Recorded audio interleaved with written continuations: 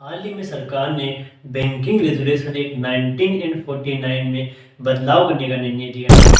तो आज के वीडियो में बात करते हैं बैंकों के प्राइवेटाइजेशन के बारे में, वो भी बैंकों के पूरे इतिहास के साथ।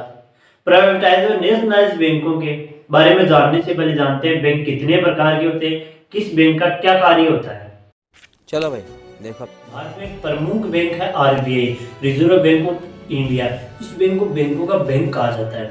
इस बैंक की गाइडलाइन के नीचे सभी बैंकों को काम करना पड़ता है। ये बैंक चार प्रकार के होते हैं: commercial bank, cooperative bank, small finance bank और पेमेंट बैंक।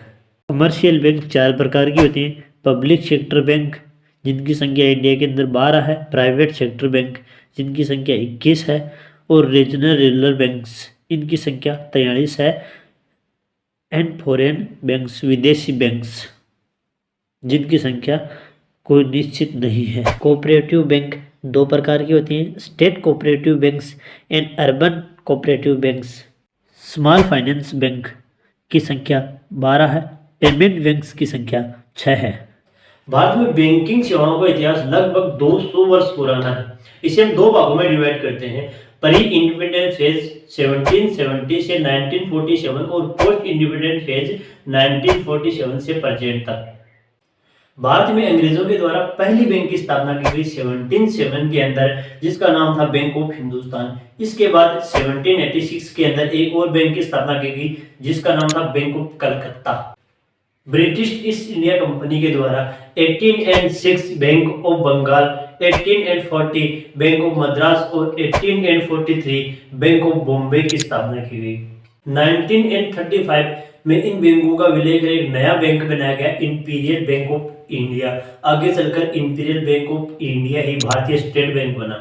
भारतीय central bank RBI reserve bank of India Hilton young आयोग की सिफारिश पर 1935 में बनाई गई थी।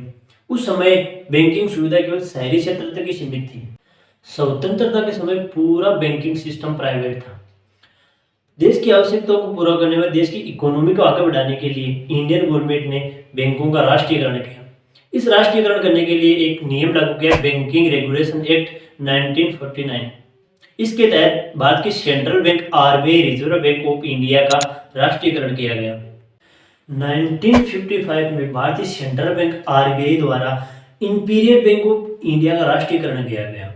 इसका नाम SBI state bank of India रखा गया। 1959 में 8 व 1969 के अंदर 14 और बैंकों का राष्ट्रीयकरण किया गया। इन बैंकों के राष्ट्रीयकरण से भारत की अर्थव्यवस्था दुरुस्त हो गई है। बैंकों ने भी खूब प्रगति की, लेकिन अभी भी भारत के ग्रामीण क्षेत्रों तक बैंकिंग सुविधाएं नहीं पहुंच पाई। इन समस्याओं का समाधान करने के लिए 1975 में ग्रामीण क्षेत्रीय बैंक खोले गए।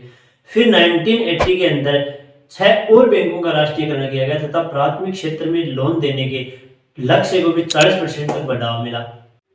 हाल ही में सरकार ने बैंकिंग रेगुलेशन एक्ट 1949 में बदलाव करने का निर्णय लिया। उद्देश्य दो सार्वजनिक बैंकों को प्राइवेट हाथों में सौंपना है। इन्हीं कानूनों की वजह से बैंकों का राष्ट्रीयकरण किया गया था। अब प्राइवेट हाथों में बैंकों को सौंपने से पहले इन बैंक कानूनों में बदलाव करना जरूरी है। इस कदम से सार्वजनिक बैंकों में भारत सरकार की हिस्सेदारी 51% से घटकर 26% रह जाएगी, जिससे सरकार सार्वजनिक बैंकों में अपना मालिकाना हक खो देगी। सरकार बैंकों को अधिक मजबूत और बड़ा बनाने के लिए निजीकरण कर रही है। तब पहले की सरकार ने देश की अर्थव्यवस्था को मजबूत करने के लिए बैंकों का राष्ट्रीयकरण किया था। तो क्या निजीकरण से देश को नुकसान होगा? तो इसका साफ शब्दों में जवाब है हाँ। निजीकरण से देश को बहुत नुकसान उठाना पड़ेगा। जैसे बेरोजगारी बढ़ेगी, एससी एसटी ओबीसी के रोजगार के अवसर बंद हो जाएंगे, क्योंकि प्राइवेट सेक्टर कमजोर वर्ग के लिए आरक्षण का पालन नहीं करता है। प्राइवेट बैंक बड़ी सिटीज में अपना ध्यान केंद्रित करते हैं, छोटे गांव या कस्बों में इनका ध्यान नहीं रहता है। अतः 1970 वाली देश के अंदर स्थिति पैदा हो जाएगी। भारत में बैंकों का लाखों करोड़ों का कर्ज बाकी है। इन कर्ज का जिम्मेदार सिर्फ प्राइवेट बैंक है। फिर भी सरकार सार्वजनिक बैंकों को इन्हें पुरस्कार के रूप में देकर सम्मानित कर रही है। अब मेरा आपसे एक छोटा सा सवाल है, क्या आप अपने पुश्तैनी घर या किसी भी जायदाद को ना संभाल पाओ तो उसे बेच दोगे? कमेंट सेक्शन में जरूर बताना। वीडियो इंफॉर्मेटिव लगा तो लाइक कमेंट शेयर जरूर करें। चैनल को सब्सक्राइब करना ना भूलें।